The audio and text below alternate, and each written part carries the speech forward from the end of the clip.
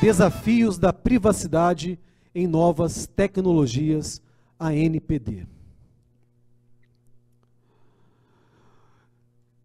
Um dos palestrantes é uma personalidade que tem dedicado sua vida ao serviço público e à regulação em nosso país. Com mais de uma década de experiência, sua trajetória é marcada por comprometimento, excelência e uma busca incessante por soluções inovadoras. Carlos Fernando do Nascimento, atual coordenador de normatização da Autoridade Nacional de Proteção de Dados, ANPD, é um exemplo vivo de dedicação e paixão pelo que faz. Advogado de formação, Carlos não se limitou apenas ao exercício da advocacia. Ele escolheu servir ao público e sua jornada como servidor público federal é um testemunho disso. Em 2006, Carlos ingressou na Agência Nacional de Transportes Terrestres, ANTT, onde sua carreira floresceu. Desde cargos técnicos até a posição de diretor, ele demonstrou sua capacidade de liderança e sua habilidade em lidar com os desafios mais complexos da regulação. Mas o que realmente destaca Carlos é sua vasta experiência em todas as etapas do processo regulatório, desde os estudos preliminares, passando pela participação ativa da sociedade, até o desenho final das soluções regulatórias. Carlos tem sido uma peça fundamental na construção de um ambiente regulatório mais justo e eficaz. E quando falamos de proteção de dados, sua expertise é inquestionável, com uma certificação Exim DPO e atuando como tutor na Escola Superior de Redes, Carlos tem se destacado como uma referência no assunto. Seu trabalho como encarregado de proteção de dados pessoais da ANTT por 18 meses é uma prova de sua competência e compromisso com a privacidade e proteção de dados. Hoje, na ANPD, ele continua sua missão de garantir que nossos dados estejam seguros e que as normas sejam justas e equilibradas. Carlos Nascimento é um exemplo de dedicação, profissionalismo e paixão pelo serviço público. Estamos honrados em tê-lo conosco aqui hoje e ansiosos para ouvir suas palavras e insights. Uma salva de palmas para esse palestrante que terá sua participação em ambiente online conosco. Bem-vindo. Muito obrigado, boa tarde. Não sei se me ouvem. Ouvimos sim, muito bem. E passaremos então à apresentação de mais um componente deste debate. Em nossos tempos digitais, a segurança cibernética não é apenas uma preocupação, mas uma necessidade absoluta. E quando falamos sobre segurança e privacidade na era da informação, existe um nome que se destaca pelo conhecimento, pela paixão e pelo comprometimento. Tenho a honra e o privilégio de apresentar-lhes alguém que dedicou boa parte de sua vida à ciência da computação, à segurança digital e, acima de tudo, à disseminação de conhecimento. Um indivíduo que equilibra com maestria os papéis de professor, palestrante, consultor e empresário. Por 35 anos, ele tem sido a espinha dorsal do setor. Engenheiro elétrico de formação, mestre e doutor em ciência da computação, o doutor João Pérez não é apenas um especialista, mas um multi-especialista em áreas vitais como governança, risco e conformidade. Regulamento Geral sobre a Proteção de Dados, Lei Geral de Proteção de Dados, prevenção de fraudes e corrupção e muitos outros campos que são cruciais no mundo digital de hoje. Autor de obras indispensáveis, como o e-book Direitos Globais de IoT e IoT Investigação Forense Digital, ele também é coautor do Guia de Referência Segurança Corporativa, uma publicação essencial da Comissão de Direito Eletrônico e Crimes da Alta Tecnologia da Ordem dos Advogados do Brasil, de São Paulo. Atuando desde 1998, com temas de privacidade e proteção de dados, seu compromisso com a excelência é evidenciado não apenas por suas qualificações, mas também por sua paixão em elevar os padrões de nossa indústria. Como consultor e professor da renomada Fundação Getúlio Vargas e do Tudo sobre IoT, ele moldou e influenciou inúmeras mentes em nossa jornada. Vamos receber calorosamente, com uma salva de palmas, o ilustre Dr. João Pérez.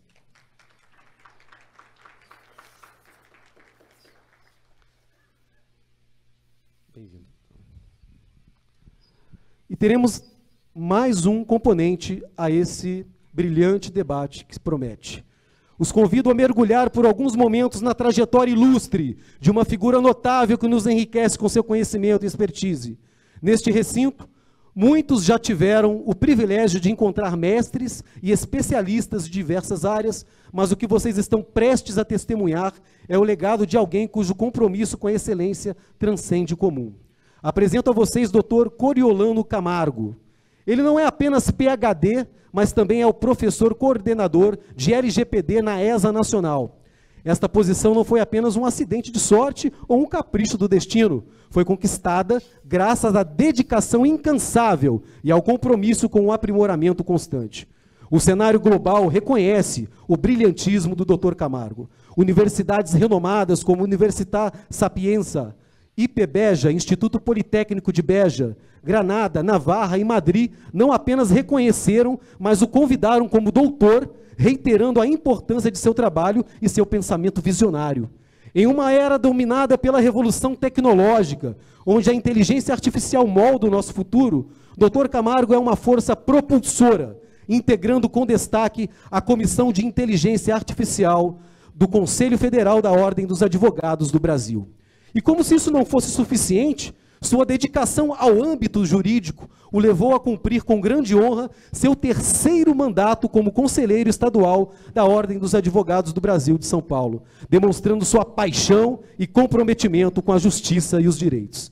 Então, sob o título Desafios da Privacidade e Novas Tecnologias, peço também uma salva de palmas para o Dr. Coriolano Camargo.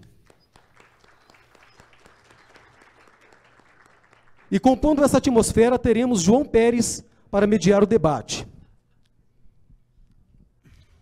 Fiquem à vontade. Boa tarde a todos.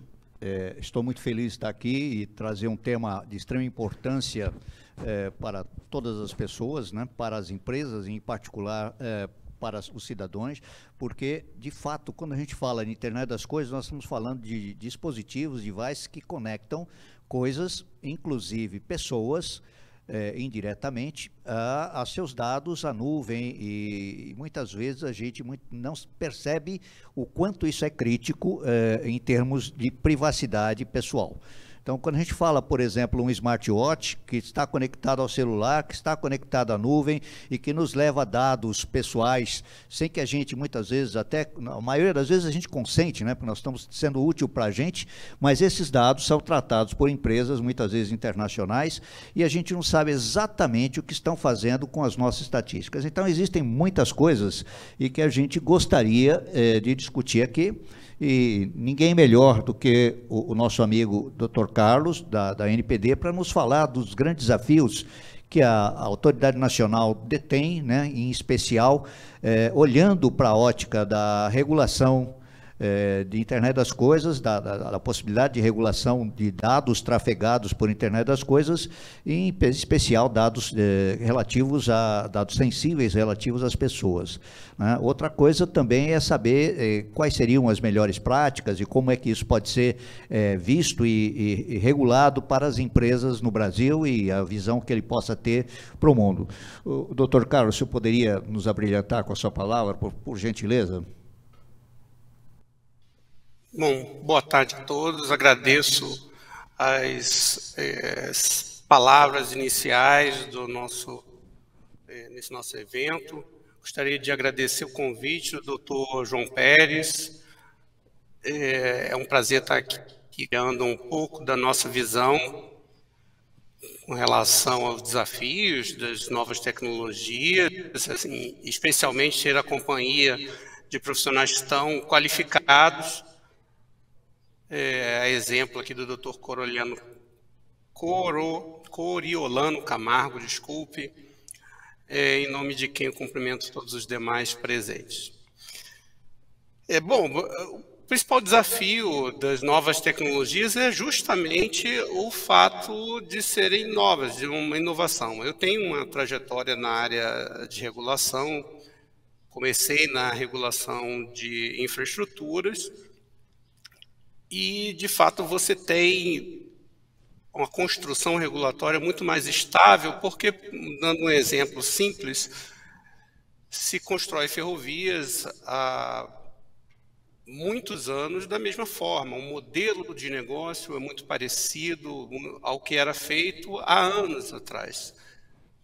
Essa estabilidade para o regulador garante uma diminuição na assimetria informacional. Ele conhece com mais facilidade o negócio, conhece com maior facilidade o seu regulado e o comportamento desse regulado no mercado.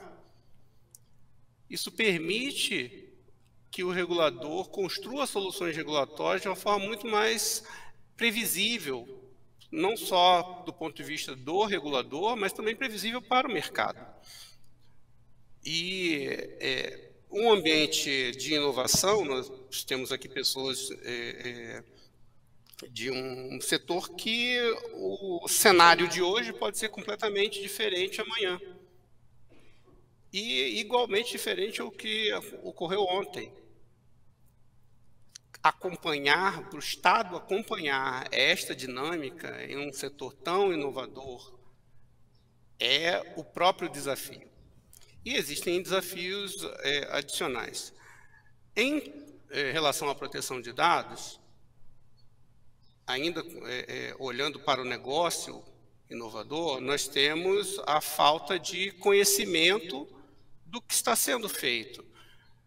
O próprio regulado vai ter dificuldade em expor as suas posições, porque muitas vezes as decisões são estratégicas, negócios são estratégicos, as decisões são tomadas em um âmbito muito restrito e abrir da forma como o regulador precisaria para compreender a dimensão daquela solução inovadora, daquele novo produto, aquele novo serviço que está sendo proposto para um regulador, muitas vezes não é algo confortável para o regulado. É próprio da inovação você ter um certo grau de sigilo. O mercado é muito voraz nesse sentido e todos estão em busca de soluções inovadoras para fazer frente ao seu concorrente. Então, é difícil também para o nosso regulado sentar à mesa e debater com toda a transparência necessária aquilo que ele pretende fazer. Isso, muitas vezes, na totalidade das vezes, vai dificultar muito a construção de uma solução regulatória adequada para aquele cenário. É claro que no Brasil nós temos um ambiente um pouco ainda imaturo em relação aos principais conceitos de proteção de dados. A construção dessa base da proteção de dados, não só para a internet das coisas, mas para todo o ecossistema que trata dados pessoais, ainda é o principal desafio geral. Porque sem uma base comum, sem um alicerce de conceitos bem estruturados, é muito difícil para o mercado estabelecer um planejamento, uma previsibilidade do comportamento do regulador. Saindo um pouco da indústria, olhando para a nossa sociedade, a sociedade brasileira ela tem desafios próprios. O brasileiro, ele apesar de nós termos uma certa facilidade, uma tranquilidade, e particularmente eu acho que esse não é o melhor caminho, mas nós temos uma facilidade muito grande em importar determinados conceitos, especialmente do continente europeu, da União Europeia, sobre proteção de dados, mas nós temos uma sociedade muito diferente em termos de percepção do que é proteção de dados, do que é privacidade. O brasileiro se expõe com muito maior facilidade, ele não tem talvez o filtro necessário ou a consciência necessária para entender o que significa se expor da maneira que se expõe. Nós temos casos de pais que expõem seus filhos na internet, virou um grande negócio você expor sua vida na internet para muitas pessoas. Então, isso acontece talvez de uma forma natural. Alterar esse status quo ou tentar conscientizar o brasileiro dos riscos dessa exposição também é um desafio, e esse é um desafio que conta necessariamente com a parceria do mercado.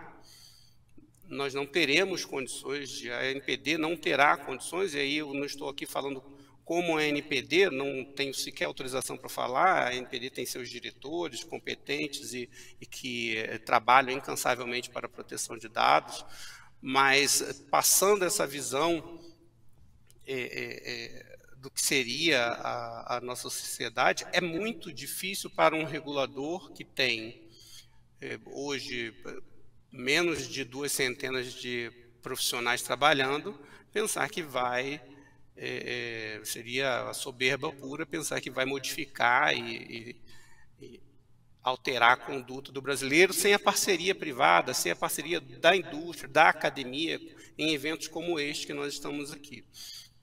Então, apesar de nós termos lá, essa semana, inclusive, vamos aprovar em reunião do colegiado nosso primeiro plano interno de ações educativas, ou seja, ações que as unidades da NPD vão tentar desenvolver junto ao mercado para conscientizar a população, para trazer as instituições para ajudar nesta tarefa. Nós vamos aprovar essa semana, mas mesmo assim ainda há um desafio que cabe à vontade do privado, dele ir atrás do seu usuário, ir atrás daquele que usa a sua tecnologia e conscientizá-lo do uso e ser transparente com relação ao uso. Porque o brasileiro, por si só, ele vai ter dificuldade em compreender como ele está sendo afetado por essa exposição e por essa coleta, muitas vezes, invisível de dados pessoais. Eu tenho aqui na minha casa diversos sensores para automação e fiz um esforço enorme, por ser uma pessoa da área de proteção de dados, fiz um esforço enorme para aprender e tornar esse processamento local. Evitar que o meu comportamento dentro da minha casa, que às vezes que eu transito de um cômodo para o outro, que eu abro a geladeira, a hora que se eu abro a geladeira à noite, para evitar que isso trafegue na internet. Então, essas camadas de segurança, essa conscientização do usuário, ela é de fato uma vontade da NPD, mas ela também é um papel, e eu diria que é o papel preponderante do setor privado. A NPD vai atuar, vai fomentar essa atuação do privado, mas nós não temos estrutura, e eu acho que não teremos, porque não deve ser o papel, não deveria, na minha opinião, ser o papel do agente regulador, capacitar o titular na ponta diretamente.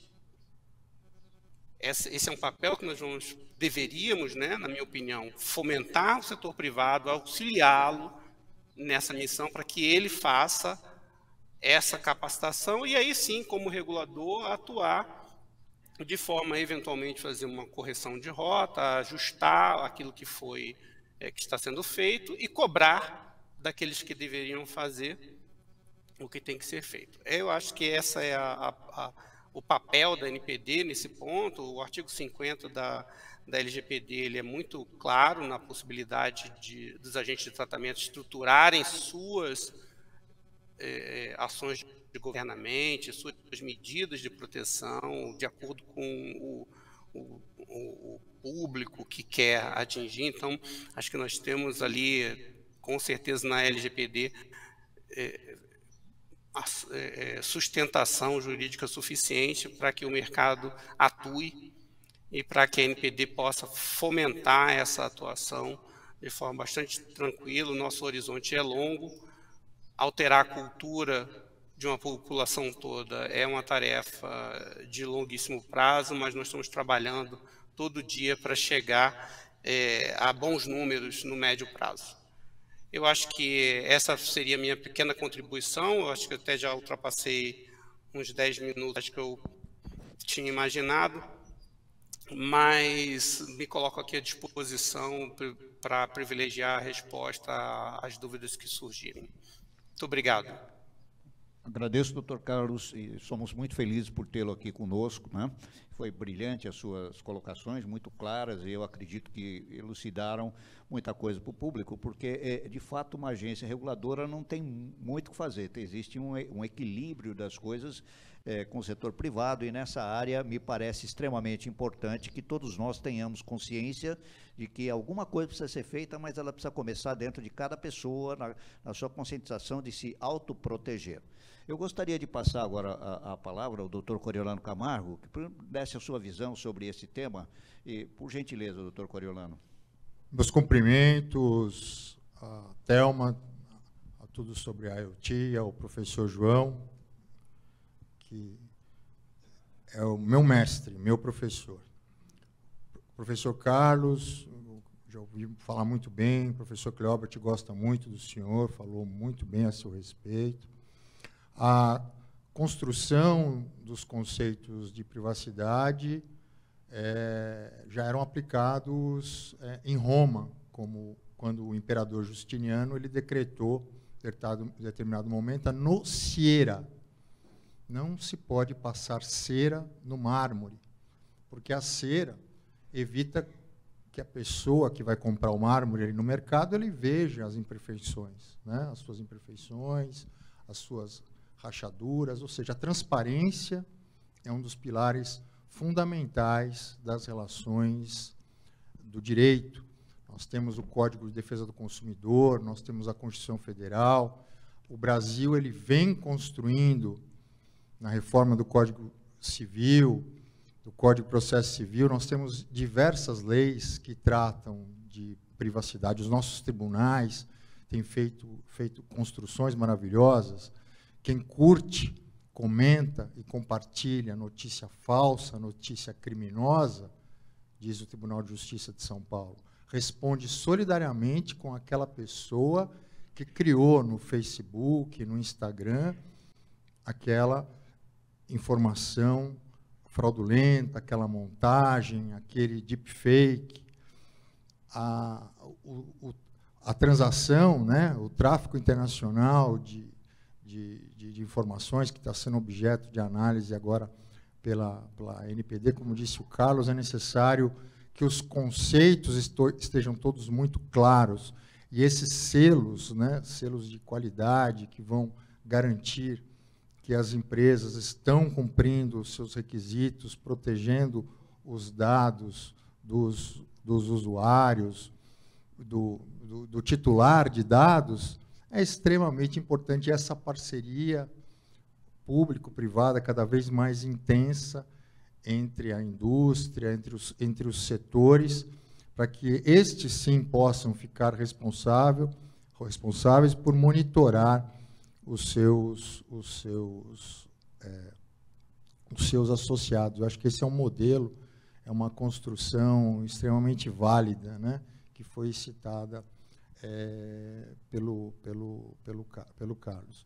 É uma construção, o Brasil está amadurecendo, o Brasil vem construindo cada vez mais políticas públicas para conscientizar a população, empresas, e eventos como esse são extremamente importantes para que a academia se aproxime cada vez mais do cidadão, que nós somos titulares de dados. Se você chega numa empresa, você dá a sua biometria, você passa as suas informações, biometria, dado sensível. Aí você sobe, termina a reunião, você tem o direito de ter o apagamento dessas informações. A empresa não é detentora dessas informações. Eu não posso ir a uma farmácia e dar o meu CPF em troca de um desconto. Isso é ilegal. É ilícito. Nós temos que criar todos nós a consciência que nós somos titulares das nossas informações. Se eu estou passando um currículo para uma empresa, é só para aquela empresa. Aquela empresa não tem autorização de circular o meu currículo profissional com outras empresas. Se vai haver um tráfico internacional, também tem que haver um aceite expresso do titular de dados, né? E é muito importante, né, que nós não só saibamos os nossos direitos na órbita do Código de Defesa do Consumidor, mas também saber que as nossas informações são valiosas, elas coordenam as ações de marketing, ações de cooperação internacional, né, que está sendo discutido, inclusive, agora, né, os conceitos, né, de empresas globais, né, acordos globais, né, e como que esses acordos globais eles influenciam na captura direta dos nossos dados. Não é porque a empresa ela está capturando diretamente os dados de brasileiros que ela não se submete à lei brasileira. Isso é muito importante, né? Todos esses conceitos. Mestre, seriam apenas algumas colocações para apimentar o nosso debate. Perfeito, doutor Coriolano. Foi brilhante a sua colocação também, como sempre. O amigo tem uma visão didática, né, realmente espetacular. E eu acredito que aqui, num evento de internet das coisas, nós estamos falando com integradores, com desenvolvedores, né? E eu, ao observar as verticais que foram previstas para a internet das coisas, olhando, por exemplo, na vertical saúde, na vertical cidades inteligentes, na vertical, quando a gente olha para devices pessoais, de uso pessoais, eu acho que é muito importante que o desenvolvedor coloque, né, no seu checklist a questão da segurança de dados, e principalmente quando são dados que estão ligados ao ser humano, né, dados muitas vezes que são deixados de lado, mas eles são sensíveis, né, e que esses dados sejam tratados de uma maneira adequada e que no sistema geral, né, isso seja analisado como um todo, ou seja, a Lei Geral de Proteção de Dados, ela tem que ser, né, a LGPD tem que ser considerada desde a concepção do projeto de internet das coisas que vai envolver qualquer vertical dessa. Então, você imagine numa cidade inteligente, uma cidade conectada, onde os dados biométricos, né, reconhecimento facial, identificação biométrica para acesso a transporte público e coisas do gênero precisam ser consideradas, né? O rastreamento de veículos, uma série de coisas que envolvem pessoas, todos esses dados aparentemente inocentes, eles são de extrema importância para que o desenvolvedor de soluções de internet das coisas se preocupe e dê, vamos dizer assim, um cuidado especial no ponto de tratar a segurança desses dados e também a privacidade, no sentido de esses dados não serem vazados ou não serem utilizados para fins inadequados, que é o grande problema que nós temos hoje. Eu não sei, o doutor Carlos, como é que o senhor vê esse aspecto da indústria, né? Porque a indústria ela não tem regra hoje universal. A gente vê plataformas na Europa de internet das coisas que têm alguns padrões, mas no Brasil a gente ainda não tem nenhum tipo de regulação nesse sentido. Bem, mas os padrões são importantes, como ele falava, mestre. Com certeza. Que os nichos, né, e a própria lei de proteção de dados estabelece, né, que os setores regulados poderão propor os seus próprios padrões, né, um sistema de autorregulação. Está previsto na lei de proteção de dados. Né? Não, perfeito. Mestre Coriolano, o que eu me refiro é o seguinte: hoje, quando a gente olha para as soluções, né, que nós trabalhamos com muitas tecnologias, principalmente chips, etc., importado, e depois isso precisa ser trabalhado aqui para o desenvolvimento das soluções brasileiras. Mas a certificação de produtos brasileiros, nós estamos falando assim de interoperabilidade, quando a gente olha para produtos desenvolvidos no Brasil e que tem que ser comercializado para a Europa, muitas vezes a gente vai encontrar algumas barreiras aí, porque os nossos produtos normalmente não atingem alguns requerimentos da indústria europeia. Por outro lado, eu digo que nesta ótica de proteção e privacidade de dados, opa, meu amigo voltou. Só concluir. Retornei, desculpe. Nessa ótica, a gente precisa ficar atento nas regulações internacionais que podem nos ajudar aqui no Brasil. Por favor, doutor Carlos. Só para complementar, eu acho que a indústria ela tem um papel fundamental. A própria indústria pode desenvolver seus padrões, é muito mais interessante para o regulador, na minha visão, contar com essa iniciativa da indústria. Ela vai desenvolver os próprios padrões de privacidade, proteção de dados. A LGPD dá essa possibilidade, nós citamos já aqui o artigo 50 da LGPD, e a ANPD viria chancelando, como disse Dr. Coriolano, essas iniciativas, conferindo eventualmente selos, que sejam, para boas práticas do mercado, porque eu imagino que seria para a NPD construir, dada a diversidade de ações, diversidade de atividades econômicas num país como o Brasil, construir marcos normativos para cada setor específico. Então, eu acho que seria muito mais eficiente e produtivo a própria indústria em seu setor, identificando aquilo que lhe é interessante, propor padrões, como o Dr. Coriolano disse, proteção de dados, apesar de não estar na cultura do brasileiro, não é algo tão novo assim, existem boas práticas internacionalmente estabelecidas. Embora o arcabouço jurídico não possa ser importado sem determinado filtro, mas boas práticas em segurança da informação podem ser adotadas sem problema nenhum, e eu acho muito eficiente que a própria indústria traga suas propostas para que o regulador possa trabalhar em parceria com ela. Muito obrigado.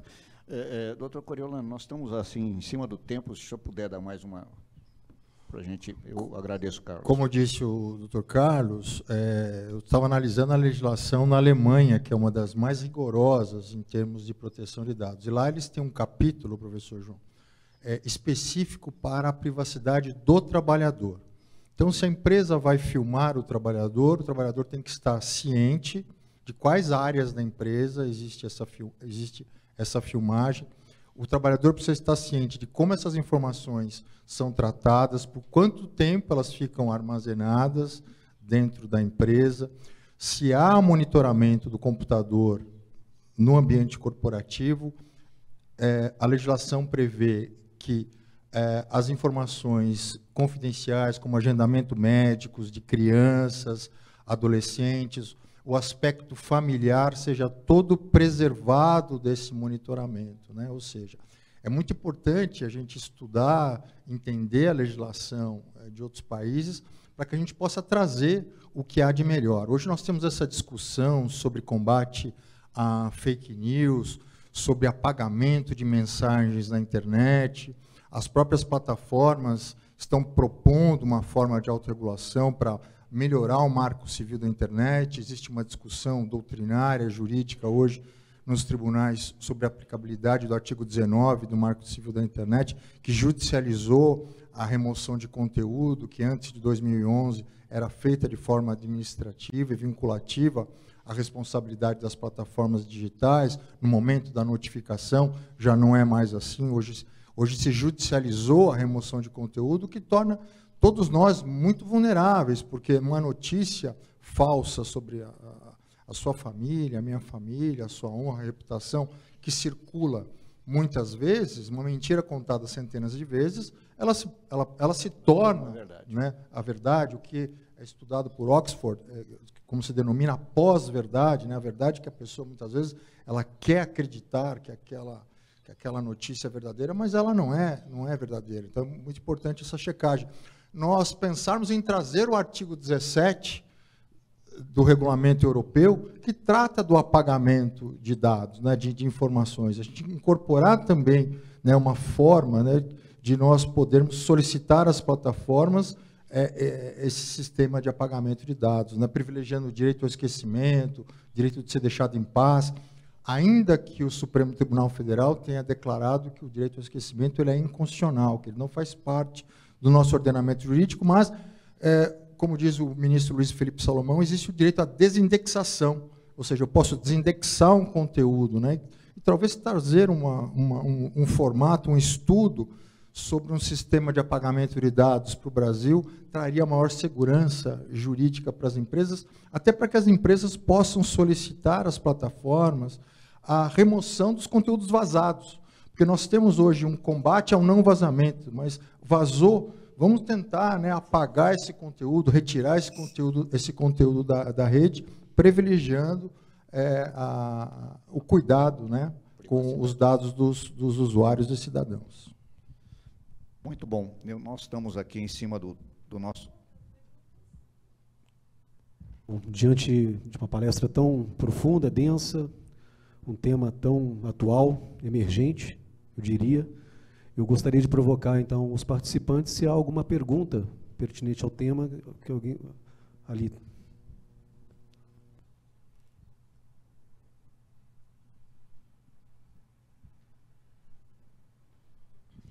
Boa tarde. Obrigado e parabéns pelo debate tão promissor, né? O que a gente vê no mercado, do ponto de vista de apoio, de prestação de serviço, que várias empresas e órgãos públicos tiveram seus dados vazados. Isso falou muito bem, né? Quando eu adentro um edifício, pede meu CPF, minha biometria, e eu saio sem saber o que vai acontecer. Recentemente, na minha cidade, houve o vazamento de um grande laboratório clínico que trata da nossa saúde, dos nossos exames mais íntimos. Foi vazado, foi sequestrado os dados, e ele fez apenas uma nota singular que houve e que ele fez o tratamento. Agora eu pergunto, como que as empresas, diante desse fato, que se tornou corriqueiro, o vazamento, a exposição, não por questões específicas, mas por fragilidade ou até sobre um certo sequestro, né? Como que ela deve divulgar isso, como que ela deve colocar essa sociedade de uma forma ética e rapidamente expor essa fragilidade? Porque hoje ninguém faz isso, né? A divulgação pela mídia, mas ninguém trata como se fosse um recall, né? O carro saiu com um problema, há um recall, obrigatório de recolher nesses carros para que se faça o reparo. Como que as empresas vão lidar com isso depois do vazamento? Como que ela deve comunicar, como que ela deve tratar, como ela deve reparar? Isso a gente até hoje não tem resposta. Primeiro passo, a empresa deve comunicar imediatamente o vazamento de dados de forma transparente, ética e rápida, como acontece também na lei anticorrupção, né? Essa rapidez da resposta é levada em consideração, né, no processo administrativo e na aplicação da multa. Segundo, mostrar que ela tem um plano, né, ela tem um plano de resposta em incidentes, ela está cumprindo todos os requisitos, ou seja, esses dados sensíveis que o senhor citou, sobre as doenças, nomes de pacientes, que ferem a nossa esfera íntima e valorativa, expõem todo esse problema médico dos usuários, a empresa, cabe a ela demonstrar que o local onde estavam guardados esses dados sensíveis, ele tem uma camada de proteção diferenciada, e essa camada, ela corresponde a uma camada proporcional à sua capacidade econômica, proporcional ao mercado, o artigo 50, como disse o professor Carlos, traz ali elenca uma série de normas e boas práticas que as empresas devem seguir.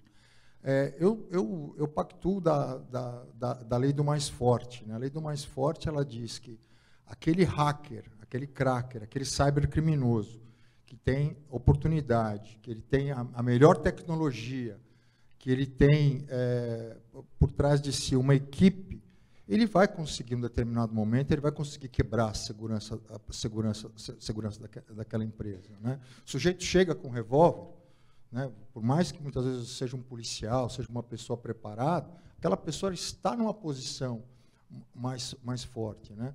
Tanto é que os tribunais hoje estão relativizando a responsabilidade objetiva das empresas, né? Nós vemos alguns julgados que dizem que não, vazou o CPF, RG, são dados comuns, não ficou comprovado o dano moral, e os tribunais não têm aplicado o dano moral no caso de vazamento de dados comuns, dependendo do caso. É necessário sempre analisar caso a caso, né? Muitas vezes esses dados conjugados, muitas vezes eles foram utilizados para aplicar golpes. Num outro momento, o tribunal pode entender de uma forma diferente. O importante é que a empresa cumpra o seu papel, né, de resguardar esses dados, ter uma política eficiente de respostas e que esses dados sensíveis sejam armazenados em locais seguros. Mas, infelizmente, diversos laboratórios, hospitais, têm ocorrido vazamento de dados, não só nesse caso que o senhor mencionou. Mais alguém? Aqui. Aqui, ó.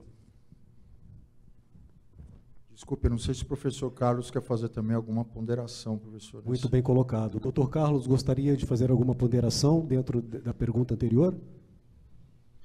Não, o doutor Coriolano foi muito assertivo. É importante repetir, com outras palavras, o que ele disse. A LGPD, ela é uma lei de melhores esforços.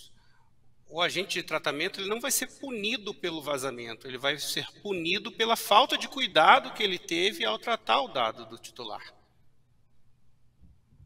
Porque ela pressupõe que existirá o vazamento. Como o professor bem colocou, um hacker bem financiado, bem instruído e com tempo, ele vai conseguir adentrar. Se você não tomou as devidas precauções mínimas para proteger o seu sistema, você será punido, não pelo vazamento, mas pela desídia. Muito bem, professor. Boa tarde, professores. Obrigado pelas explanações. Sem dúvida, a LGPD é muito importante, né, principalmente agora, olhando para o futuro, né, que tudo vai virar dados e informações, né, e privacidade ela é sempre questionada nesse ponto. A minha pergunta é com relação a tratamento de dados aplicado à segurança pública.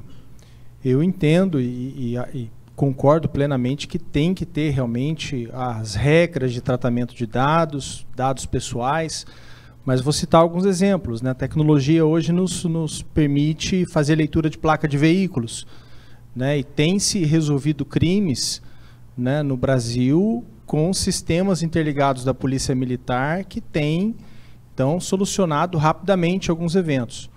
Mas o que mais me deixa um pouco chocado de ver, e até um desabafo como profissional na área, com relação ao reconhecimento facial, né, onde, por exemplo, a gente viu uma notícia que o metrô de São Paulo, né, investiu 60 milhões de reais para um sistema para melhorar a segurança pública em reconhecimento facial, e algum desembargador entrou com uma liminar dizendo que não podia, alegando LGPD.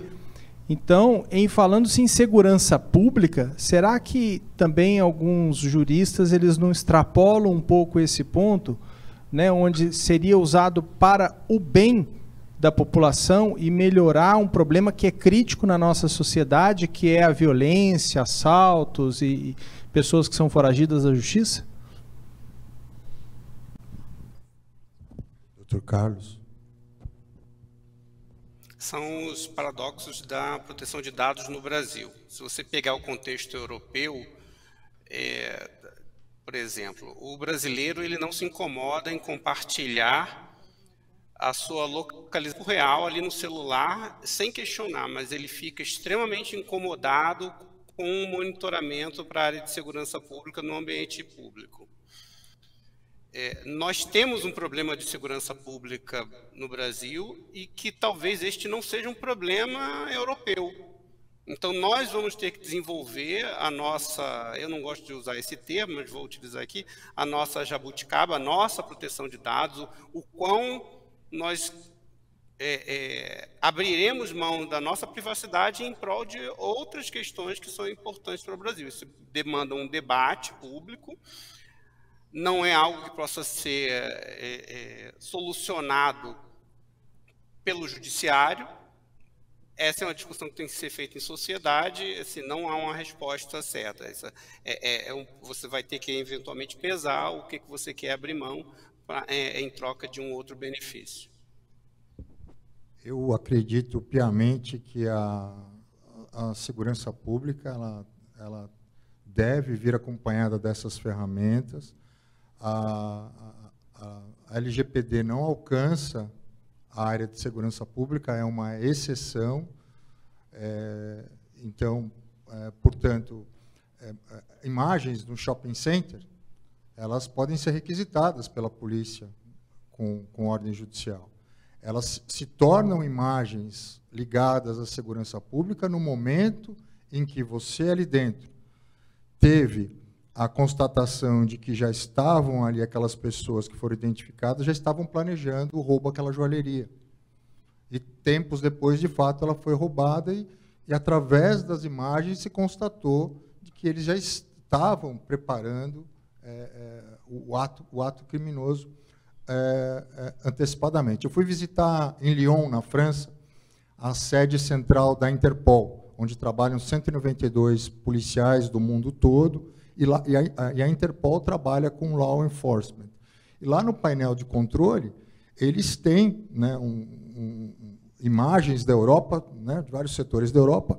Em um determinado momento, estavam se investigando uma pessoa que levava menores a um determinado hotel na Europa, e ele colocava essas imagens na internet, desafiando realmente a polícia.